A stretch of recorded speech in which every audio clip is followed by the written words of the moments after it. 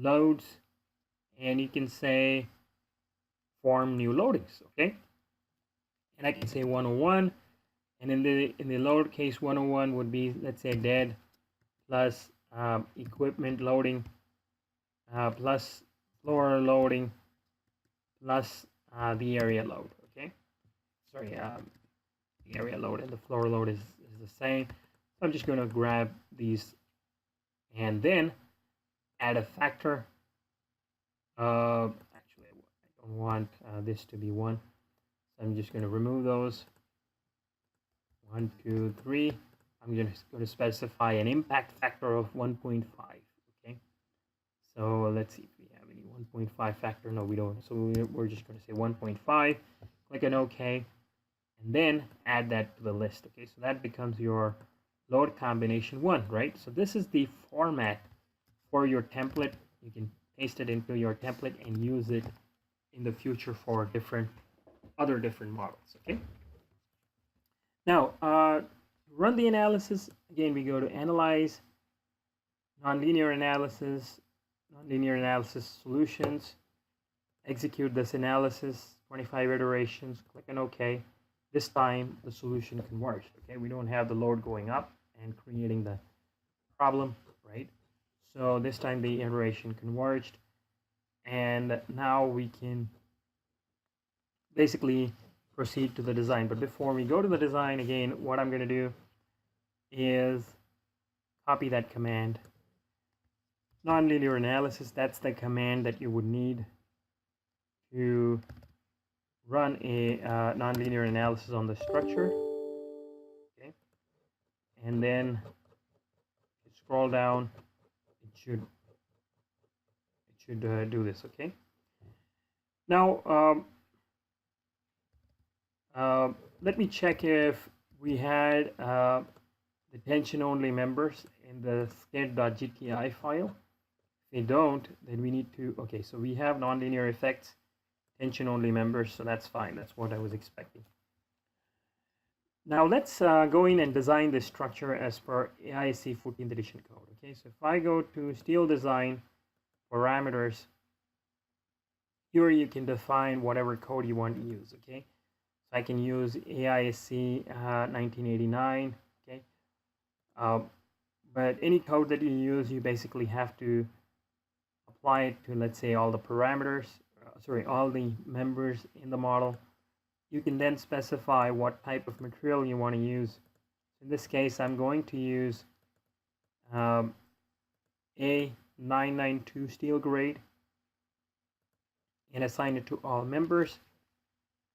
And once I'm done with that, I can just say click on OK, and it'll create these parameter lists for me. Okay, so again, I'm going to steal those commands and put it into my template file that I want to create. Okay, and once I've copied all those commands, what I can do then is go to steel design, check members and all members. Okay, now when you check these members, I want to do 12 divisions of these members and have it checked at every single location, and then click on OK, and it'll do a code check for me. And seems that there were some problems. Okay,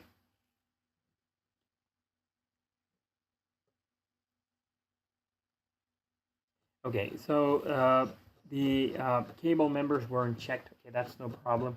You can see the other members were checked, and it shows me what is the design ratio for each of those members. Some of these members are going to 0.8.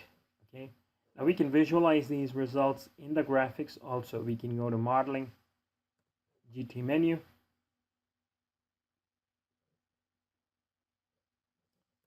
and if I go to results, steel code check, I can just say, okay, so the cable members are failing because we didn't assign proper parameters for it. It might be failing due to L/R ratios.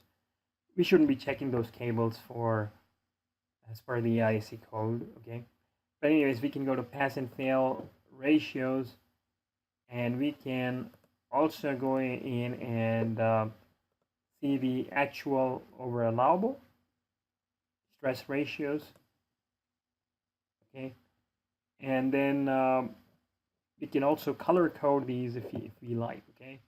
So we can color code it to make sure, I mean, if in this case the design ratios are pretty low, but if you wanted we could color code it and so on, okay. Now if we look at the deform shape,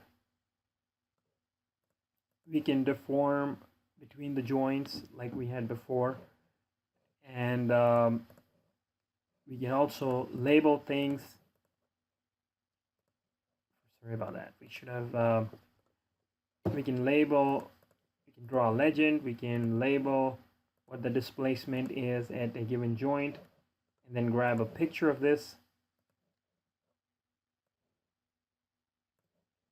edit copy, and put it in your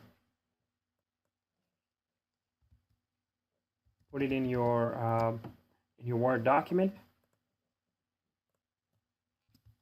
okay. And then these moment diagrams, I can recreate it, okay. I can just go to load case number 101, which is your dead plus equipment loading plus your equipment loading plus your floor load applied, okay. And then you can see the force moment diagram about the z-axis global. We can select all members, and you can see the bending moment diagram for the skid, and have GT Strudel maybe show or label the max mins if you wanted those, okay. So that's a lot of data, but you can go in and create these views and also display these results, okay, properly if you wanted to do that. So I'm just going to grab that and then put it into my Word document, okay. Now once you've captured all these results, okay, you can go to exit GT menu, okay. Now let me go back to that template thing that I was talking about, okay. So this is the template that we have created so far to run our design checks, okay. I didn't put in any design checks in here, but I can go in and copy this command called check all members, okay, and we can publish this template, okay. So for example, if I save it, and I can save it as and put it on my desktop, so that template is actually sitting on my desktop right now, okay. Now, if I wanted to use this over and over again, there's a special location you can put it. I can go to C:, program files, x86, under GT Strudel, you should see 2018 R1, and in here you should see an option called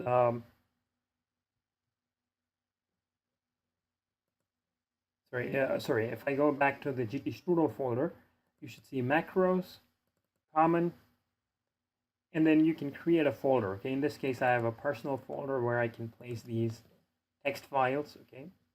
This is a template.txt file. I don't want the txt to be shown, okay. So there's a template created, okay.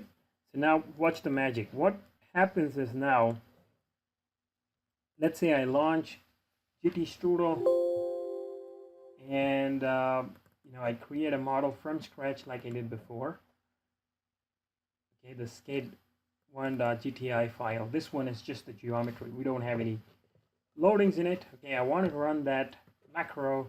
What I can do is I can go to tools, macros, personal, and you see that template that I've created. If I say run macro, what it does is it not only applies the loadings, but it also goes in and performs the design for you what creates the load combinations and so on.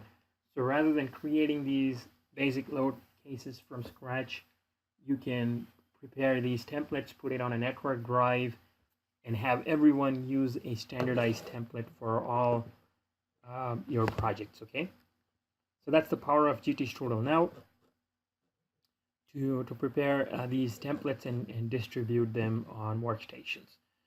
Now, now that we have the design, now what we need to do is prepare the reports. Okay, so if you go to Tools, Macros, there's an option called GTS Report Builder, and if you run a macro, what it does is it creates the inputs required for the report builder. Now, to launch the report builder, you might have to go to your GTStrudel folder. Okay, in this case, I'm going to go to GTStrudel 2018 folder, and in 2018 R1 folder, you should see GTS Report Builder 32-bit. Okay, so if I launch that, it will allow me to now refer to these results files that have been created by the macro. Okay.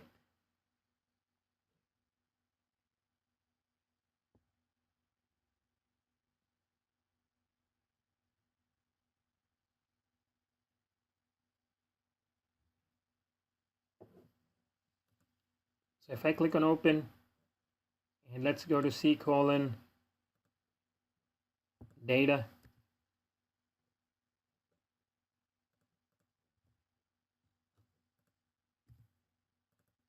And then go to the skid folder. I'm just going to refer to this DBX file, click on open. What it allows you to do is, if you double click on these items, it'll create a nice report for you. Okay, with all your member constants, summary of loadings. Okay, we had all these loadings created, load combinations, load data, member loads, okay, all your member loads. And if you don't like that, you can take it off, okay? So it won't put it into the report. Then it creates all the join displacements. You can, if you don't like all the join displacements, you can select which ones you want to show, okay? And then it also creates graphs of all the members for you. Okay, so this is the axial bending moment diagram. If you don't want, you can uncheck that. And for the steel design, it'll show you all the steel design results, okay? But now, what you can do now is generate an overall report, or you can use an RTF format file.